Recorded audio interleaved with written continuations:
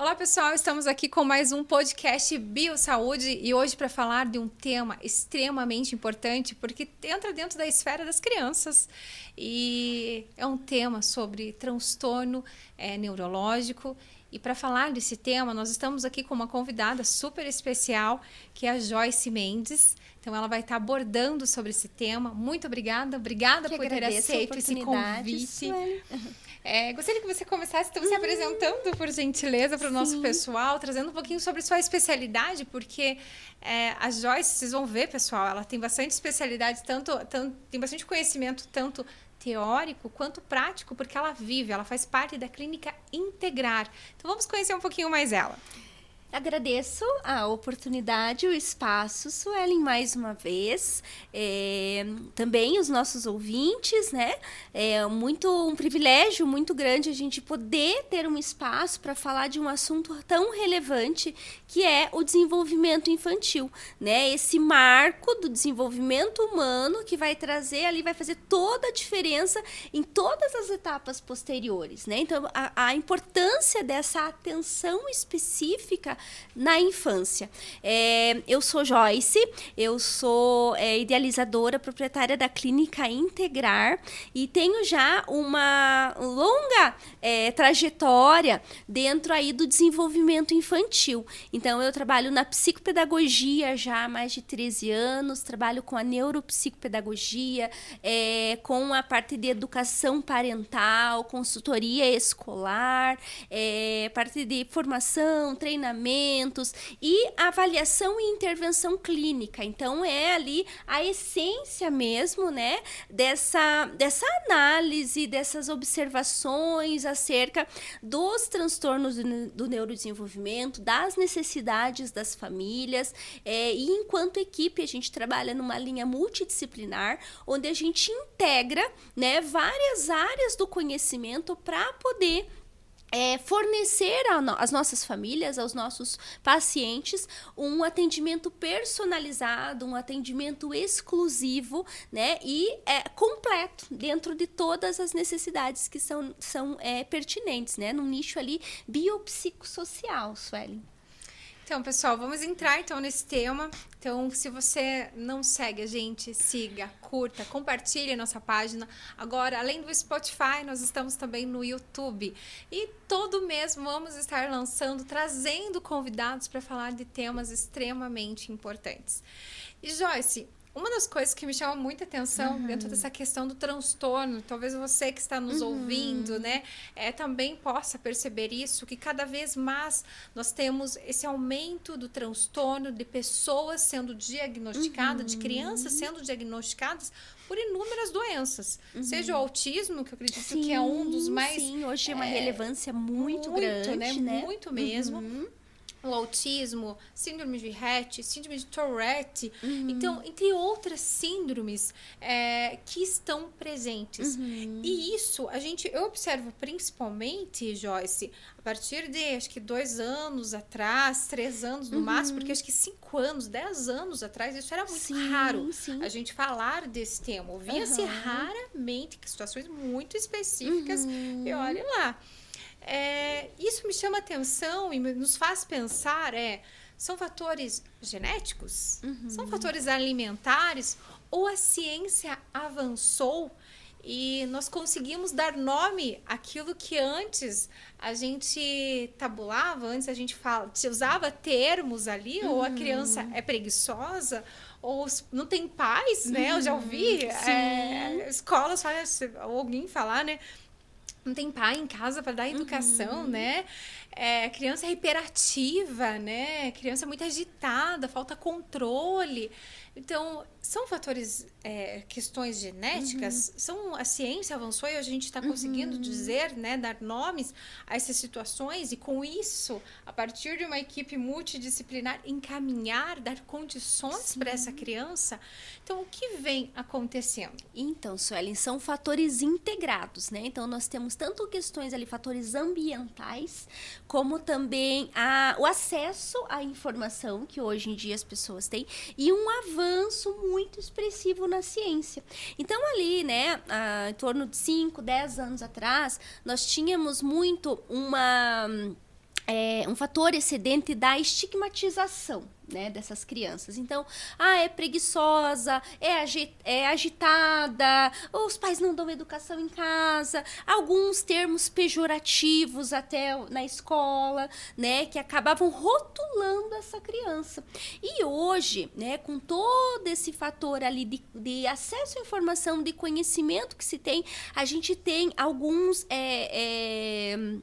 contextos ali de ferramentas, né, que vão nos dar critérios mais específicos de rastreio, e a partir desse rastreio a gente consegue chegar num diagnóstico preciso. Então eu digo que a nossa bíblia, né, da educação, da saúde principalmente, da gente que trabalha aí dentro desse nicho terapêutico, né, é o DSM-5, onde a gente, né, trabalha ali com um parâmetro, né, que é o nosso manual diagnóstico dos transtornos mentais. Então, principalmente dentro da psicologia e áreas afins, a gente tem muito esse contexto, né, de coesão a partir da nossa observação, né, por conta dessas ferramentas, desses instrumentos, desses testes que vão triar, né, um diagnóstico ou não. Então, a gente vai considerar ou a gente vai descartar.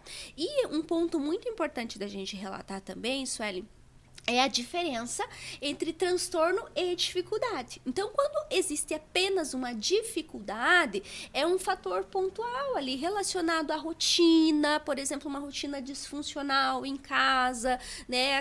A questão ali relacionada a fatores de horário, de redução do sono, questões metodológicas da escola. Então, às vezes, a criança não se adaptou ao professor, não se adaptou a determinada metodologia, né? Então, a gente consegue transpor isso para uma dificuldade externa, né? Pontual, onde né? Exatamente. Agora, quando a gente tem o transtorno, né, existe um fator, né, neurobiológico ali do desenvolvimento. Então, é o cérebro que tem ali algum prejuízo em alguma habilidade preditora, em alguma função executiva, onde a gente vai, né, traduzir isso para um transtorno, e o transtorno ele vai estar associado à dificuldade, né? Então, isso é importante a gente mensurar, né, essa cautela que a gente precisa ter, até para não colocar todo mundo num balaio só, né? É interessante que a gente tenha ali esse cuidado, né? Esse cuidado com essa criança que vai carregar aquele diagnóstico para o resto da vida, esse cuidado com essa família, para que tenha ali um manejo ideal para essa família que muitas vezes idealizou, né, um comportamento, idealizou um desenvolvimento que não está sendo compatível. Então, eu gosto sempre de ter esse parâmetro nos meus atendimentos, enquanto equipe clínica também, da gente ter o cuidado de cuidar de quem cuida. Então, os primeiros que a gente recebe na clínica são os pais, é a família daquela criança. Então, acolher e trabalhar com essa criança de forma muito cuidadosa, de forma muito ética, muito profissional, e também com esse afeto, né, esse acolhimento envolto ali dentro, né, desses parâmetros mais técnicos que a gente utiliza, né? Voltando lá na conduta que você falou, Sueli, em relação a alguns anos atrás, né? Existe também o fator de formação, né? Então, hoje a gente tem muita formação continuada, então a gente tem ali profissionais que estão, né, melhores habilitados em relação a isso. Os próprios pais também têm esse acesso com maior facilidade, né? Então, um envolvimento, né? Uma mobilização até também da escola, né? Hoje existe uma mobilização. Escola, clínica e paciente, né? É um trabalho que precisa estar integrado. Então, isso fez com que, né, a gente tivesse ali uma eficiência maior e uma ascensão em relação a essa informação e, consequentemente, a busca, né, dessas famílias pelo nosso trabalho. Então, é esse conjunto, né? Então, vem questões genéticas, sim, ambientais, sim. E vem a própria também questão da alimentação, que hoje em dia rápida, muito, muito diferente diferente, né? Eu digo, né? É o fast food, A né? questão do que as crianças têm acesso também, né? À informação, porque às vezes muitos pais acabam deixando, né? Às vezes por não ter tempo, naquela correria, resolve com o celular. Exatamente. A gente fala, né? A geração Z, a geração que vem ali com a tecnologia, que nasce com a tecnologia na informação, que é muito imediatista, que é tudo rápido para ontem, né? E por mais que tenha essa informação, que os pais recebam a informação, e essa informação às vezes vem de várias vertentes, escola, né? Já tive uma colega que foi chamada pela escola, a escola falou, olha, investiga porque eu acredito, seu filho pode ter autismo, seja pela busca na internet, ou aquilo que a gente estava conversando antes, né? Existe o pai compara os seus filhos, e às vezes ao comparar pode ver, não, meu filho tem essa característica que eu vejo que não é muito normal, frente talvez às outras crianças, né? Precisamos investigar. Então, quando os pais chegam até vocês recebem aquilo que você falou, a gente precisa acolher, porque antes vem os pais, e provavelmente eles vêm ali angustiados, um pouco perdidos, porque tem muitas informações, mas você tem um conhecimento propriamente, né? Então, em que momento realmente os pais devem buscar esse acolhimento por uma clínica? Quando que eles têm que levantar a mão e dizer, não, peraí, isso daqui está passando de uma dificuldade, né? De uma metodologia da escola, um problema familiar pontual. Quando que eles têm que levantar a mão e dizer, vou buscar uma clínica, né? Meu filho tem alguma coisa, eu preciso dessa ajuda. Sim. Então, voltando até um pouquinho sobre o que você falou, né? Da questão dos dispositivos eletrônicos. Então, hoje existe uma terceirização. Eu digo que ali para as crianças, né? A criança muitas vezes não sabe nem falar, mas ela já sabe mexer no celular. Já tá com o dedinho assim, né?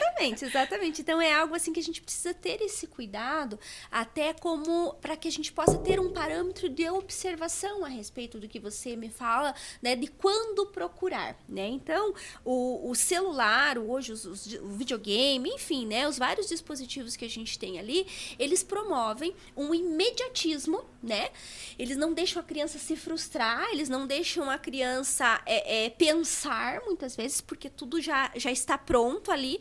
Então, quando a criança, né, está frente a um conflito, né, a algo que ela precise trabalhar esse contexto ali socioemocional ou cognitivo, até quando, né, existe ali, por exemplo, na escola, uma atividade que exige um esforço mental maior, ela não vai conseguir. Por quê? Porque a gente diz que nessa fase, né, e durante a nossa vida toda, mas eu digo que na infância, primeira e segunda infância, 0 a 3, 3 a 6 anos, é o ponto crucial para isso.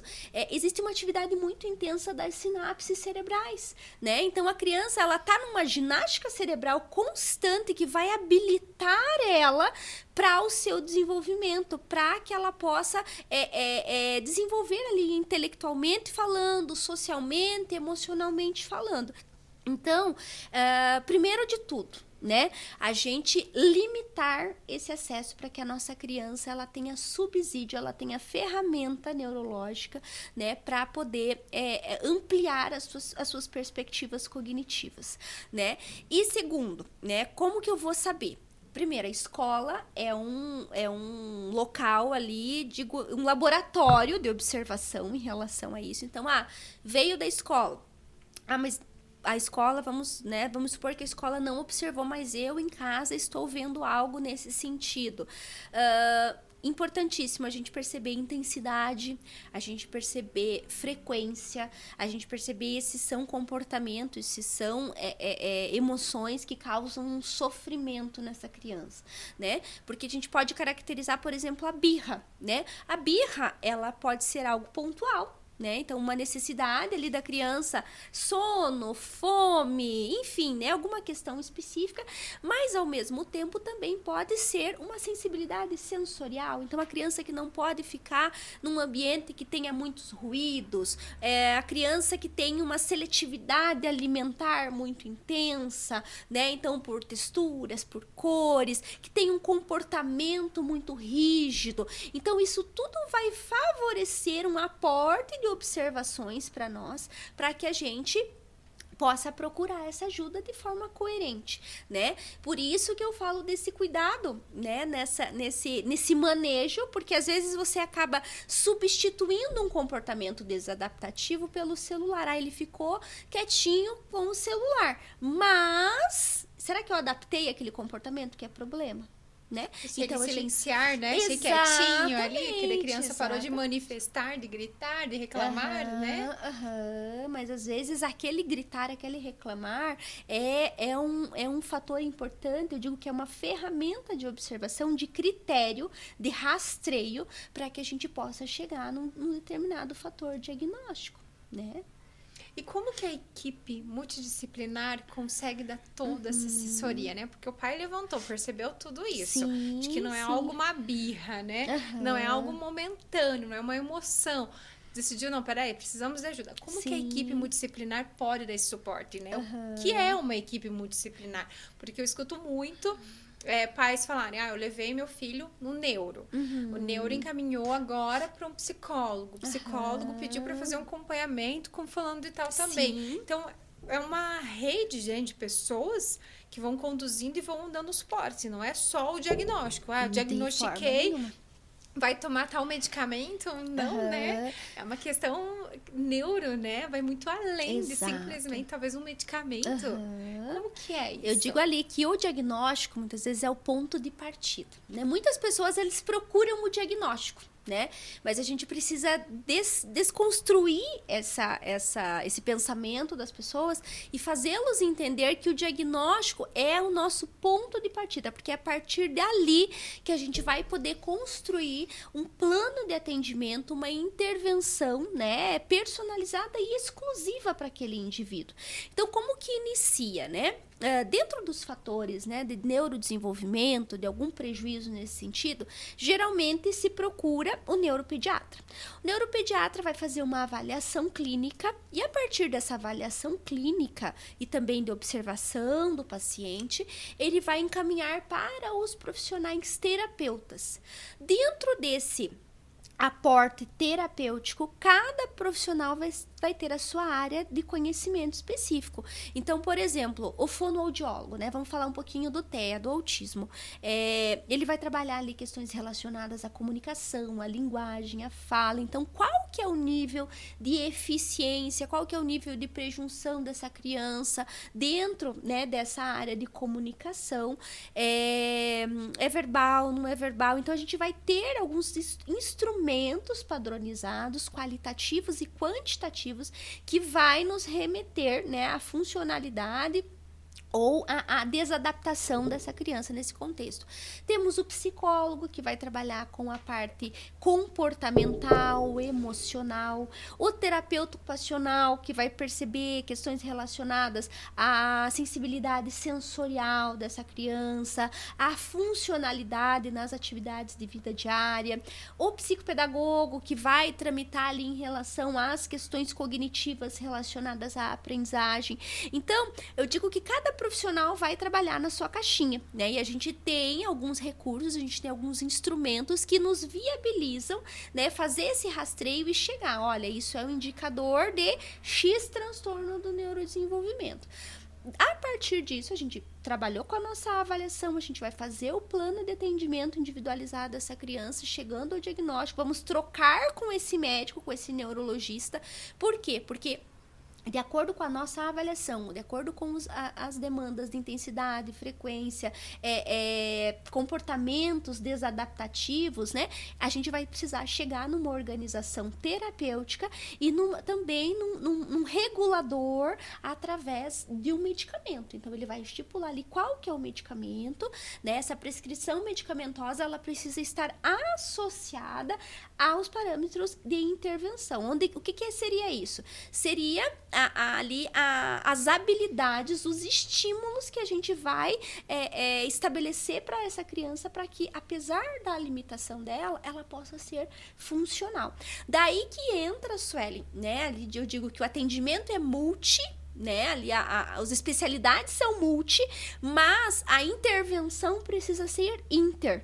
Daí que eu vou trabalhar junto, por exemplo, com a psicóloga, porque essa criança ela precisa estar com um comportamento regulado para que ela possa aprender, né? Eu vou trabalhar com o terapeuta ocupacional, porque ela precisa ter ali o manejo motor, por exemplo, para escrita. Eu vou trabalhar com o fono, porque o fono precisa ensinar essa criança ali questões relacionadas à comunicação, para que ela tenha ali um aporte para alfabetização, para, né, para a linguagem, para a comunicação. Então, assim, esse trabalho inter vai integrar, né, tudo isso dentro ali. Eu digo assim, que vai acontecer, eu sempre gosto de usar esse termo, uma orquestra, né, com essa finalidade ali do desenvolvimento do plano de atendimento. E esse plano de atendimento, ele vai se extrair também, né, ali vai se intensificar para a escola e para casa dessa criança. Porque é ali, né, na escola e na casa que existem os conflitos, que existem os problemas, é ali que ela vai provar o que ela consegue, o que ela não consegue, as intervenções que são assertivas ou não. Então, eu digo que é um trabalho, assim, que precisa ser muito bem costuradinho. E um profissional não vai dar conta, porque a gente, né, precisa trabalhar dentro ali, né, do domínio. Da criança, exatamente, né? De toda a esfera. Toda. Né? E em paralelo, também dessa fala que você trouxe, me chamou a atenção, a gente precisa levar para casa para ver como que vai ser em casa. Mas isso também é um trabalho, então, que existe junto com os pais. Com certeza. Porque os pais também precisam ir levando isso, porque provavelmente não é só algo que vai, pratica, leva lá para o psicólogo, mas aquela continuação do tratamento em casa. Sim, exatamente. É ali o ponto de maior pertinência, né? Porque a criança fica a maior parte do tempo em casa, na escola. Então, é ali que a gente vai favorecer a eficiência da nossa terapia, né? E, então, assim, é imprescindível que os pais, eles também participem, né? Que eles também corroborem ali com as orientações, com as adaptações que a gente prescrever para eles, né? Muitas vezes, assim, até se for necessário participar da terapia para que, né, possa perceber ali como que é esse manejo, como que eu vou conduzir tal comportamento. Porque a prova de tudo isso, eu digo que na clínica, né, a gente vai projetar isso. Agora, a realidade, ali o desafio em si acontece, né, no ambiente de convivência, no dia a dia dessa criança, dessa família, né? Vocês falaram, né, você comentou aqui agora há pouco da questão de cuidar de quem cuida. E a gente entra dentro da esfera de rede de apoio. Sim, sim. Eu tenho uma amiga minha, que ela é uma mãe de uma criança que ela tem algumas situações, né? E eu falo pra ela, eu te admiro muito, porque é uma guerreira, porque todos os dias a criança tem um tratamento, tem alguma terapia, tem algum acompanhamento, todos os dias. Às vezes ela fala assim, Suelen, hoje eu consegui dormir, sei lá, 2 horas, 3 horas, porque a criança, né, tava sensível, tava bem, chorando. E tá no outro dia ali trabalhando, de tarde lá nas terapias. Sim, então, como que as pessoas que estão em volta podem dar apoio para uma mãe, que eu vejo que principalmente mãe, não que os pais não entram, né, na jogada aqui, né? Mas enquanto família, né? Enquanto família, a mãe geralmente acaba trazendo assumindo esse papel, assumindo, né? Até às vezes eu escuto colegas, não, Suelen, eu vou na consulta, eu prefiro eu, mulher, ir, porque a gente entende, a gente discute com o médico, né? Não que às vezes, novamente, não que os homens às vezes não tragam essa participação, mas a gente acaba vendo, acho que talvez até pela questão cultural que sempre existiu, da mãe estar mais presente, o pai assumindo mais um lado, né, da empresa, trabalhando, correndo atrás para trazer o sustento para dentro da família, né, da casa. Isso vem cada vez mais mudando gradativamente, mas ainda trazemos isso na nossa cultura. Então, como que a rede de apoio, as pessoas que estão próximos, a gente talvez que não tão próximos, como amigos, porque às vezes a gente não tem o que falar, não tem termos, como que a gente pode ajudar, né, seja em falar, seja demonstrar alguma ação, né, algum suporte na casa, em algum alguma questão, como ajudar? Aham. Então, assim, muitas vezes o escutar é tão importante quanto falar, né? A gente precisa ter uma escuta muito sensitiva, uma escuta muito acolhedora, o não julgar, né? Na terapia, no consultório, a gente escuta muito assim, né? Os comparativos. Né? Um familiar, o meu filho faz assim, o teu não faz, o meu já está na idade, o teu não está, né? A gente escuta falar muito assim, cada criança tem seu tempo. Ok, cada criança tem seu tempo, mas a gente precisa perceber o que está inerente dentro daquele marco de desenvolvimento daquela criança, para ver se, né, não existe um prejuízo nesse sentido. Mas quando a gente fala em acolhimento, eu vejo muito essa importância do ouvir, né? Do ouvir, do acolher, do não julgar, do orientar, né? Eu estou aqui, independente de como seja, onde esteja, estou aqui. Então, porque assim, esse papel, digo assim, técnico, né? De um diagnóstico vai ser muito do profissional, né? Mas a família, ela precisa ter esse abraço, né? E quando a gente fala da mãe, né, a gente vê assim, de forma muito relevante, quase que 90% são as mães que acompanham, são as mães que estão ali nessa rotina, vai para a escola, vai para terapia, cuida da criança. Então, eu acho que valorizar isso, né? Valorizar isso. Quando pergunta assim, qual que é a sua profissão? Né? Minha profissão é mãe. Né?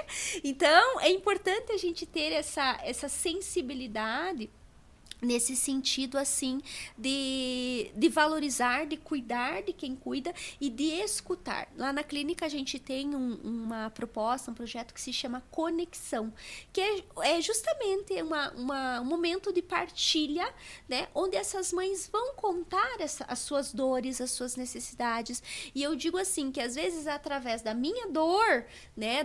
Do que eu fui curada, eu posso curar você. Então, essa troca de quem está no mesmo trem, eu digo, né? No mesmo vagão que o seu. Então, é muito importante essas iniciativas, né? Iniciativas no sentido dessa cura, iniciativa também no sentido da prevenção. É algo que você já vai blindando muita coisa nessas mães, né? Então, trabalhar com essa blindagem, com essa prevenção, com essa rede de apoio desde o início, né? Os terapeutas terem muita sensibilidade também, né? Então, já não, na primeira consulta, já não ir metralhando, né, os pais no sentido assim, o diagnóstico é X, Y, Z. Não, tudo merece uma análise, tudo tem uma conduta terapêutica para que depois a gente possa, né, dar passos aí mais firmes em relação às adequações necessárias.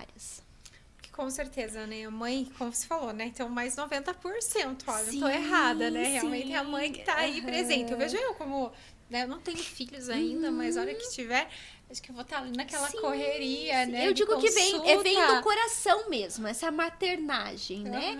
Eu digo assim, que é algo intrínseco, socialmente falando, culturalmente falando, né? E pela questão do vínculo mesmo, do gerar, né? Então, por mais que, né, que a gente, né, tenha ali o processo de desenvolvimento, mas esse elo vai ficar. Né? Com certeza. Então, dar esse suporte, né? Como a Joyce trouxe, o escutar, o ouvir, o ver ali também, né? Como eu posso ajudar, às vezes, seja numa comida, preparar alguma coisinha, Exatamente. arrumar uma casa, ajudar em alguma coisa.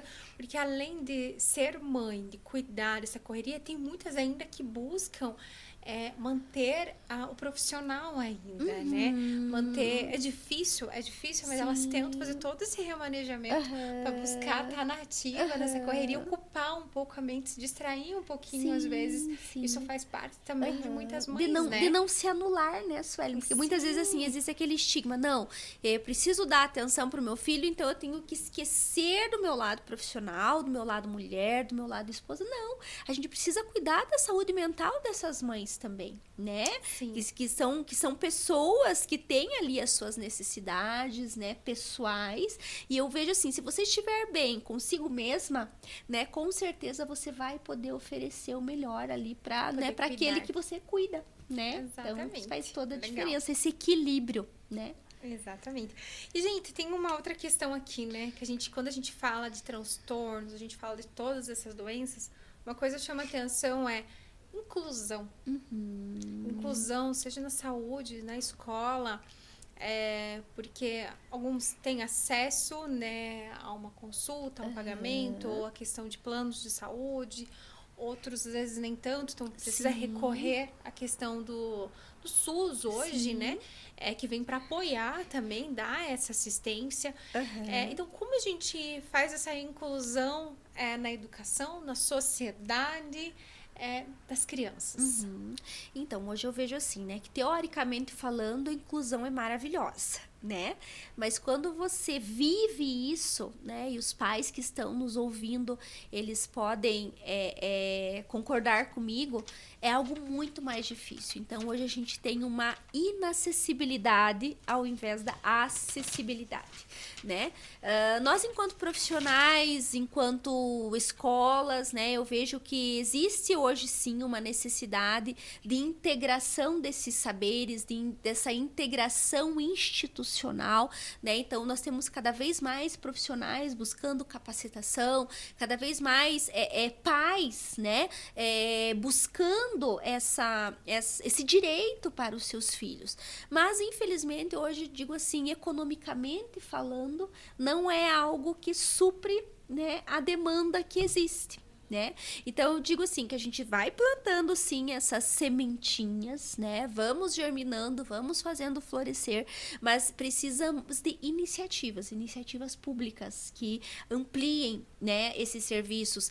Precisamos de acessibilidade maior aos planos de saúde, que são muito burocráticos, que muitas vezes acabam monopolizando terapias num lugar X, Y, Z, porque às vezes, assim, aquela criança vai chegar lá, né? Vamos supor lá um deslocamento muito grande, né? Hoje a gente tem alguns casos de crianças aqui de Campo Largo que precisam ir até Curitiba para fazer a terapia. Então a gente já tem toda uma gama ali de sensibilidade daquela criança. Como que ela vai responder? Qual que vai ser a qualidade dessa terapia? Né? Então a gente precisa sim dessa precisão maior de ordem qualitativa a respeito dos atendimentos dessa criança. Precisamos de infraestrutura, né? Então hoje a gente tem alguns locais, mas são locais que não conseguem ter ali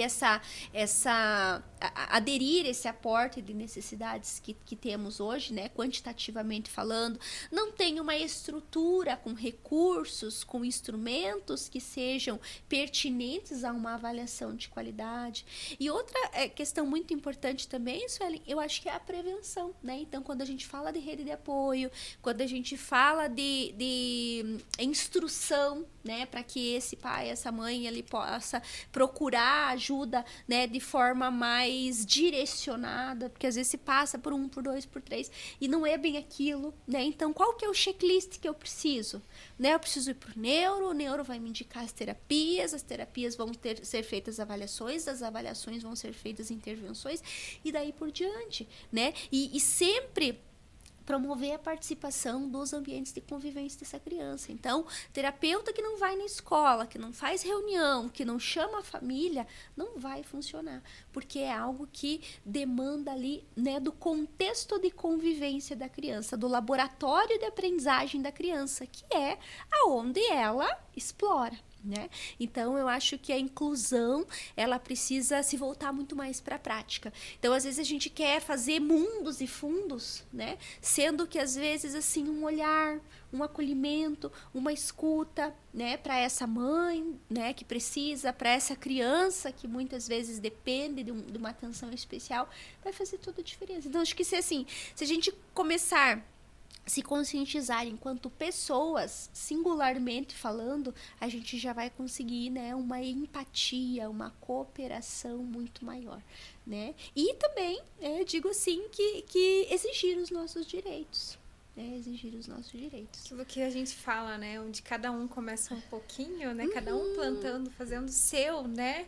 A gente vê no final que vai ser mobiliza, algo muito bom, vai ser algo maravilhoso. Exatamente, exatamente. E Joyce, para a gente ir concluindo, que mensagem que a gente pode deixar aqui para quem nos escuta, para quem ouviu falar de tudo isso e talvez possa estar passando por uma situação dessa, de estar ali buscando um diagnóstico, buscando um suporte ou fazendo acompanhamento, estando nessa correria talvez dessa minha amiga que eu comentei. Sim. Que mensagem que a gente pode deixar para quem está aí? Eu acho que assim, né? Primeiro de tudo, a valorização. Valorização, e hoje eu não estou falando nem de preço, eu estou falando de reconhecimento, né?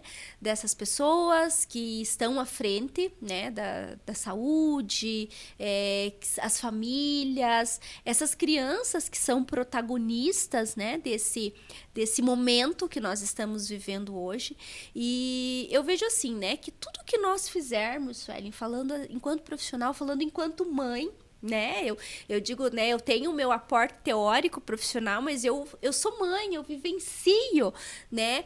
Tudo isso, eu acho que a gente precisa se colocar assim, tudo que nós fizermos, que a gente faça com o coração. Porque a partir do momento que a gente faz com o coração, a gente vai ver o valor, a gente vai ver o reconhecimento, a diferença, o propósito a partir daquilo, né? E hoje em dia, né, eu vejo assim que os cientistas, eles têm trabalhado muito para estender a vida, né? Então, ali, a expectativa de vida do ser humano que está cada vez maior. Mas a gente precisa pensar que a diferença está na infância. Então, tudo que eu construo na infância, né, eu vou projetar, vai ser o pilar para todas as outras faixas etárias. Então, o investimento na infância precisa ser cada vez maior.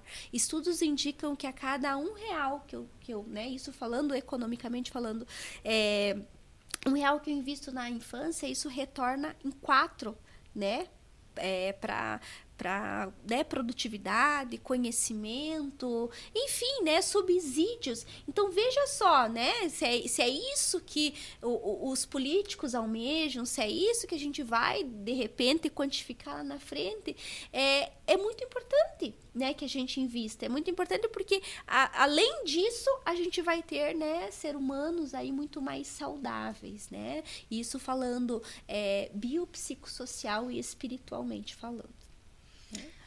Pessoal, então tivemos aqui a Joyce trazendo esse conhecimento fantástico, deixando essa mensagem incrível.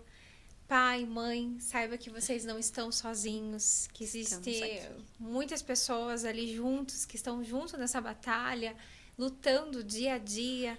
Tem pessoas, tem equipe, né, prontas, preparadas para esse atendimento, né, equipes multidisciplinar para dar toda essa assessoria que você, pai e mãe precisam, que a criança precisa, para que ele possa ser o mais possível integrado dentro da sociedade, ter uma vida o mais possível de um normal, de um comum, se assim podemos dizer, né, certeza. Dentro de uma sociedade, que ele possa viver bem.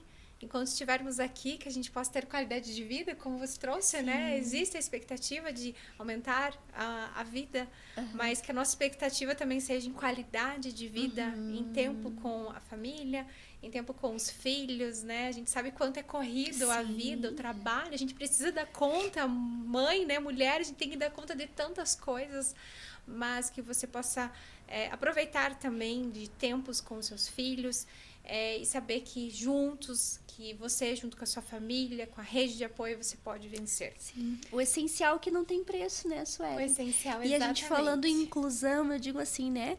Muitas vezes se fala em inclusão, né? Existe um convite à inclusão.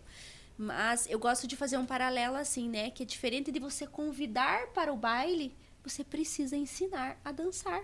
Né? Você precisa chamar para dançar. Então, é integrar, né? Integrar essas famílias, integrar essas crianças, né? Nesse tempo, né? De acolhimento que a gente almeja e, consequentemente, um atendimento aí de muita qualidade e de muito propósito para todos eles.